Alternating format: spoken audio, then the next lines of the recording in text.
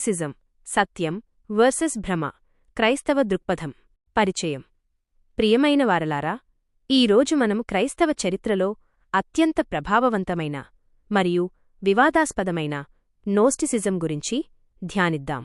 ఇది కేవలం ఒక పాత సిద్ధాంతం మాత్రమే కాదు, నేటి ఆధునిక కాలంలో కూడా రకరకాల రూపాల్లో మనల్ని తప్పుదోవ పట్టించే ప్రమాదం ఉంది. 1. నోస్టిసిజం అంటే ఏమిటి? మొత్తం సారాంశం. నోస్టిసిజం అనే పదం గ్రీకు భాషలోని నోసిస్, గ్నోసిస్ నుండి వచ్చింది, అంటే రహస్య జ్ఞానం.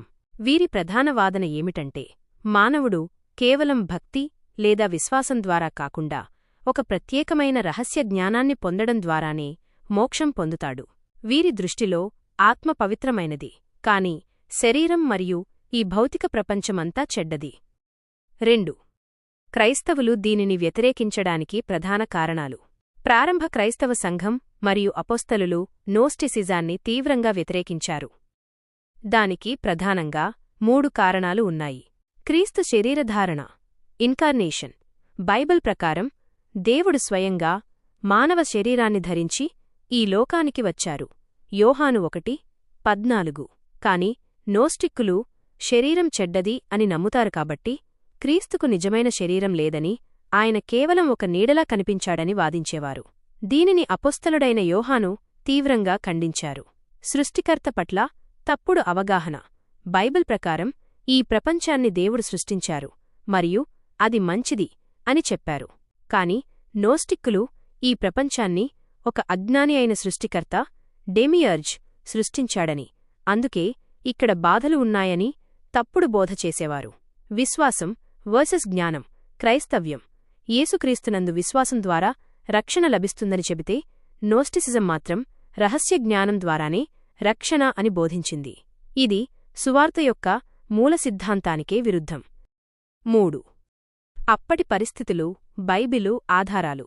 ఆ రోజుల్లో సంఘాల్లోకి చొరబడిన ఈ తప్పుడు బోధలను అడ్డుకోవడానికి అపోస్తలులు పత్రికలు రాశారు. మొదటి యోహాను పత్రిక 4:2-3. యేసుక్రీస్తు శరీరధారియై వచ్చాడని ఒప్పుకోని ప్రతి ఆత్మ దేవుని సంబంధమైనది కాదని యోహాను స్పష్టంగా హెచ్చరించారు. కొలొస్సెయులకు రాసిన పత్రిక 2:8. ఐహిక సంబంధమైన జ్ఞానము ద్వారా, తత్వశాస్త్రము ద్వారా ఎవరూ మిమ్మల్ని మోసగించకుండా చూసుకోమని పౌలు హెచ్చరించారు. 4. ప్రస్తుత పరిస్థితులకు అన్వయం. నేటి కాలంలో నోస్టిసిజం. ఈ రోజుల్లో నోస్టిసిజం నేరుగా కనిపించకపోయినా వివిధ రూపాల్లో మన సమాజంలో ఉంది. వ్యక్తిగత ఆధ్యాత్మికత, స్పిరిచువాలిటీ ఓవర్ రిలిజన్. నాకు చర్చి వద్దు, బైబిల్ నియమాలు వద్దు, నా మనసుకి నచ్చినట్లు నేను దేవుణ్ణి తెలుసుకుంటాను అనే ధోరణి పెరిగింది. ఇది ఒక రకమైన ఆధునిక నోస్టిసిజం.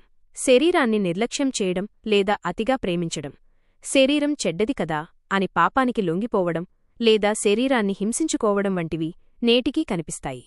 కాని క్రైస్తవ్యం ప్రకారం మన శరీరం దేవుని ఆలయం. 1 కొరింథీ 6:19. రహస్య బోధల వెంట పడటం. బైబిల్ సత్యాలను వదిలిపెట్టి ఎవరో కొత్తగా చెప్పే రహస్యాలు లేదా అద్భుతాల వెంట పరిగెత్తడం కూడా నోస్టిక్ మనస్తత్వమే. ముగింపు. నోస్టిసిజం మనల్ని దేవుని నుండి దూరం చేసే ఒక మేధోపరమైన గర్వం. సత్యమనేది రహస్యంగా దాగి ఉన్నది కాదు, అది యేసుక్రీస్తులో బహిరంగంగా బయలుపరచబడింది. మనం వింతైన జ్ఞానం కోసం కాకుండా వాక్యమనే సత్యం కోసం వెతకాలి. ప్రార్థన. ప్రభువా, మమ్మల్ని తప్పుదోవ పట్టించే తప్పుడు బోధల నుండి రక్షించు. నీ వాక్యమనే సత్యంలో మమ్మల్ని స్థిరపరచు. ఆమేన్.